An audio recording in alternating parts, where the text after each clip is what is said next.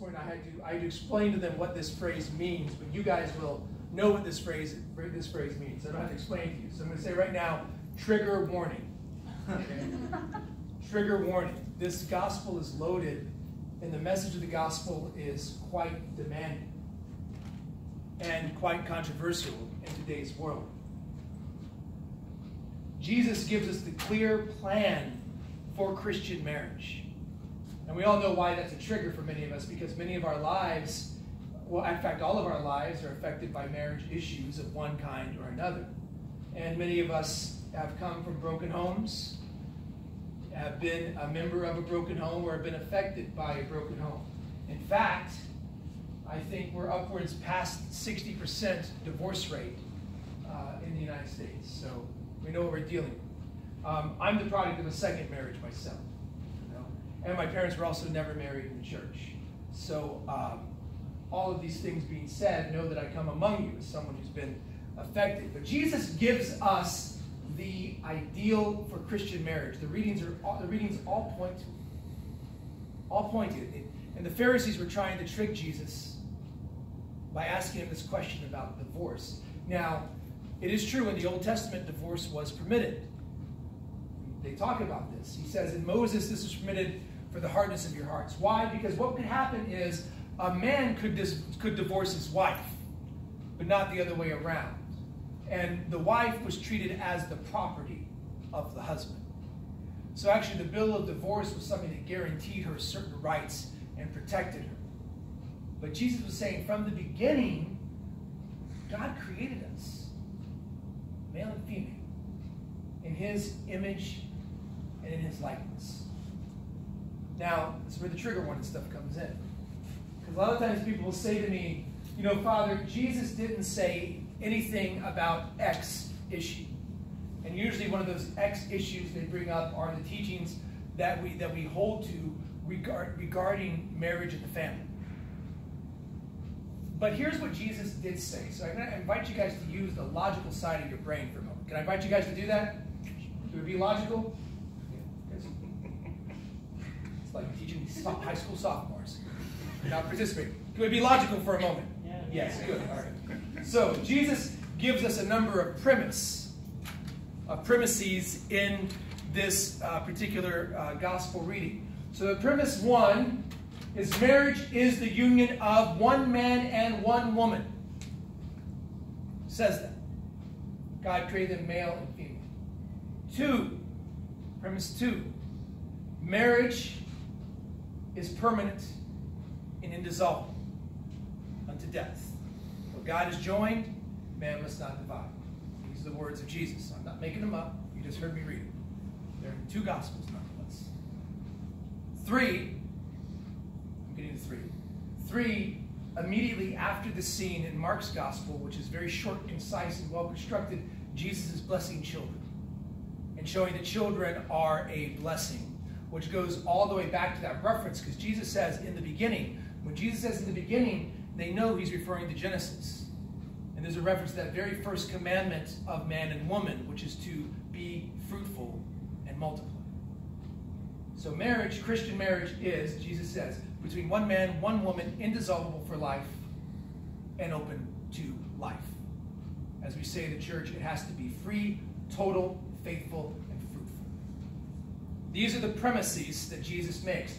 Therefore, we come to the conclusion that anything apart from this plan is not God's plan for marriage. And that's hard for a lot of us to hear, because a lot of us are dealing with a broken world. Especially the world around you guys right now, right? I mean, you know, I look at you guys and see you guys. You know, your friends are all participating in hookup culture. I mean, the whole world has gone upside down. I was explaining contemporary dating to my mother, and she could not get over it. You know, she says, "Well, how do they meet each other?" I said, "No, they don't meet each other. They'll encounter each other, and then they'll begin talking to one another, and then at some point a late night phone conversation will come up, and they'll exchange pictures." I just left it at that for my mother. And then they'll connect and maybe start dating. unfortunately, that's because, I don't know if I'd call it quite the norm yet, but it's so much of a common occurrence among you guys. It's just completely, I mean, when you're in that kind of culture, how can you not be wounded? How can you not recognize that something's broken? You know, when you see your friends living lives like that, and you know they're not fulfilled, you know they're not happy, you know they're not living life. And then there's those of us that try to be the good Christians, right? That are trying. You're really trying. But then it's hard for you to find someone to date that has the same values you do. And that means that when one of you, when you're having those moments of weakness, the temptation comes and there's a fall. You know, the beauty is this is God's plan. This is the ideal. But all of us in one way or another always fall short of the ideal, and that's what God's grace is there. But I can tell you this, when it comes to the divorce rate in the world, Christians aren't any significantly less than the world as far as than everyone else when it comes to divorce. It's still 60%. But for Catholics who actually do something crazy and follow what the church teaches about marriage, follow what the church teaches about being open to life and about this lifelong commitment, this lifelong covenant with one another, for those who actually follow the teachings of the church and practice natural family planning, don't use means of artificial birth control, etc., etc., etc., the divorce rate less than 1%.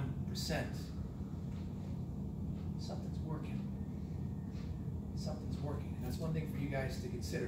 And it's so funny, you know, because we become so, I mean, the solution to everything is contraception, right? I mean, I see it here on campus. I go to the wellness center. I'm waiting for a vending machine. But you know, years ago, Paul VI, who I think sometime this week is going to be made a saint, if I'm not mistaken, he wrote a document called Humanae Vitae, where everyone thought he was going to change what the church believed about life. And you can't change. See, we can't change guys, we cannot change the words of Jesus. We can't. You heard what Jesus' plan for marriage is laid out clearly. When Jesus lays out something that clear, we can't change it. We can't go back. So everyone thought the Pope was going to do that. They thought the Pope was going to allow for artificial contraception. He said no. And then he said, let me tell you what's going to happen. He said the divorce rate's going to increase. The number of abortions is going to increase. And governments are going to start interfering in the reproductive rights of parents. He said that 50 years ago. And every single thing he said has come true. Everything he said has come true. And look at the world. Families are torn apart and families are hurting. And so I think it's funny that in this day and age when everyone's like eating organic yogurt, I mean, one time when I was the residence director of another school, there was a conflict because a girl was growing yogurt in her closet. roommate conflicts. But seriously, this school we're scared to buy yogurt from the supermarket because we don't want to put artificial things into our body. But yet, you know, pharmaceutical contraception is going out like candy. Now, maybe it's time just to kind of try what the church teaches. Because guys, we have a task as the church. I tell it to you guys all the time. I'll say it again. Our task is to change the world. Do you guys understand that? It's the task of the church to change the world. And I don't know about you guys, but I'm sick and tired of the world trying to change the church. We're the light that shines before all. So we have these teachings clearly laid out, but what are they about? Why are they so important? I mean, sociological, there's a level that tells you marriage and family are important because they're the most basic and fundamental unit of society. All right? And this is what Jesus says is the natural order, that we were created this way. But Jesus takes marriage and raises it up to something even more, to the dignity of a sacrament. Why? Because marriage reflects the inner life of God. Our God is a communion of persons. Father, Son, and Holy Spirit. I'll give you a very short lecture on the Trinity here. The love of the Father is emptied out into the Son because God is love, and love is not love as love is not shared. The Father empties himself into the Son. The Son, in turn, returns that love to the Father, emptying himself. And that mutual self-giving, that mutual love, that eternal love of the Godhead is so intense, so deep, so real, and so profound that from that eternally precedes another person, the very love of God itself, the Holy Spirit. When a couple comes together in the marital embrace, you guys know what I mean when I say marital embrace, right? They reflect the life of the Trinity. They reflect the inner life of God itself. So guys, I gotta tell you, sex is not gross. Sex is not icky. The church doesn't teach that. The church doesn't teach that sex is bad. The church also does not teach that sex is good. We say that Campbell's soup was good. The church doesn't teach that sex is great.